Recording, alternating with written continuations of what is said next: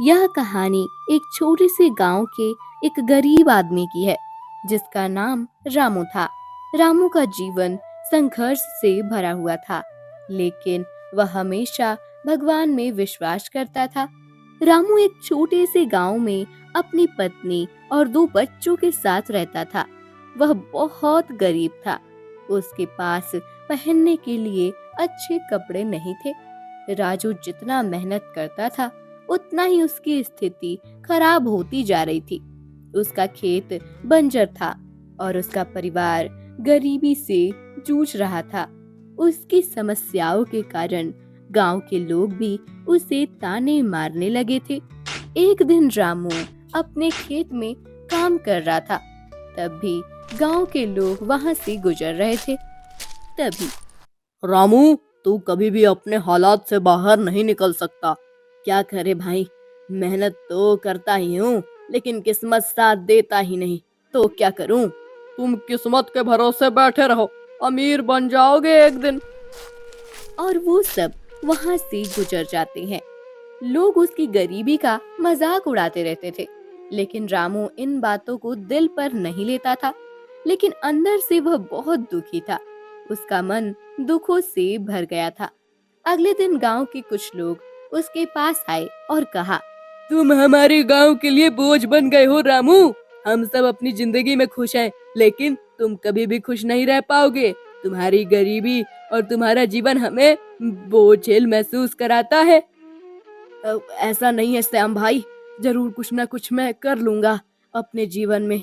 मेरा भी समय जरूर बदलेगा।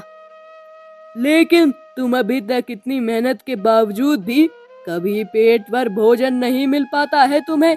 तुम कुछ नहीं कर पाओगे। हैं?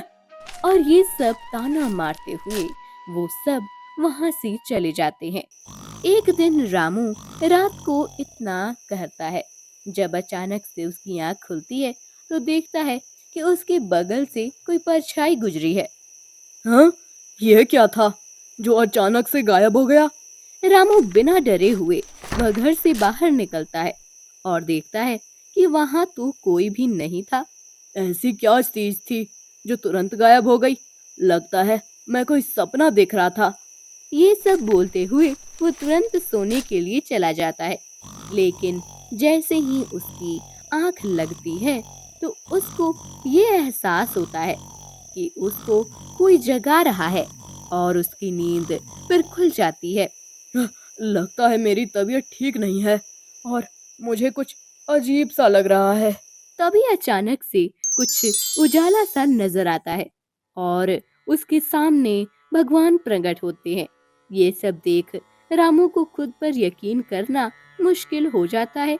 वो क्या करे क्या ना करे। आप मेरी मदद क्यों नहीं करते? मैं बहुत दुखी हूँ और मेरे पास कुछ नहीं बचा। अब समय आ गया है कि मैं तुम्हारी मदद करूं। तुम्हें अपनी मेहनत में विश्वास बनाए रखना होगा और जो कुछ भी तुम्हारे पास है उसका सही उपयोग करना होगा। मैं तुम्हारे पास हूँ रामू। तुम्हें केवल अपनी मेहनत और ईमानदारी पर भरोसा रखना होगा। मैं तुम्हारी मदद करूंगा। रामू की आंखों में एक नई उम्मीद जागी और उसने सोचा कि शायद भगवान सचमुच उसकी मदद करने वाले हैं। उसने अपने दिल में ठान लिया कि अब वह और मेहनत करेगा। अगले दिन रामू अपने खेत पर काम कर रहा था।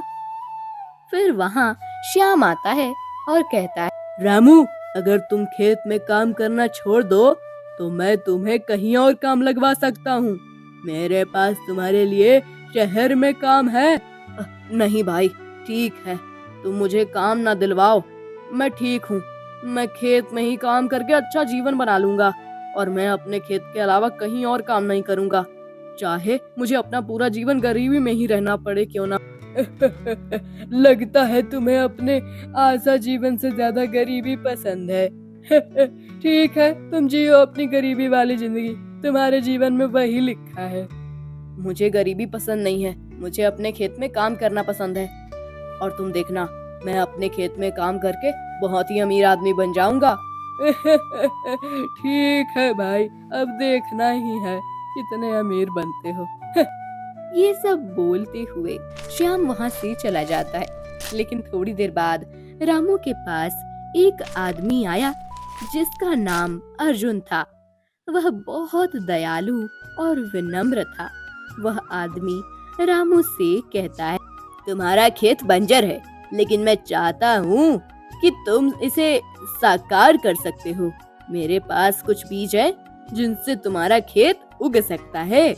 मैं तुम्हारे खेत में यह बीज डालने में तुम्हारी मदद कर सकता हूँ। रामू उस आदमी की बातों को सुनकर बहुत चौंका। उसने सोचा, क्या भगवान ने मुझे यही मदद भेजी है? आप मेरे खेत में मेरी मदद क्यों कर रहे हैं? क्यों भाई, मैं तुम्हारी मदद नहीं कर सकता क्या? अब हाँ, क्यों नहीं कर सकते? रामू ने अर्जुन को धन्यवाद दिया और उसे अपने खेत में काम करने के लिए बुलाया। कुछ ही समय बाद रामू के खेत में नए बीज बोए गए। वह लगातार अर्जुन की मदद कर रहा था और रामू ने भी अपनी मेहनत से काम लिया। बस इसी तरह जैसे हमने बीज बोया खेती की, ठीक वैसे ही तुम हमेशा अपने खेत में काम करना। ठीक है। उसकी मेहनत और भगवान का आशीर्वाद रंग लाया। उसकी फसल इतनी अच्छी हुई कि उसने गांव में सभी को चौंका दिया। अरे भाई रामू, तुम्हें मानना पड़ेगा। आखिर तुमने अपनी खेती के काम में सफलता मिल ही गई तुम्हें। मेहनत और ईमानदारी से काम किया जाए तो सब कुछ मिल सकता है। और श्याम वहाँ से मुंह बनाते हुए निकल जाता है।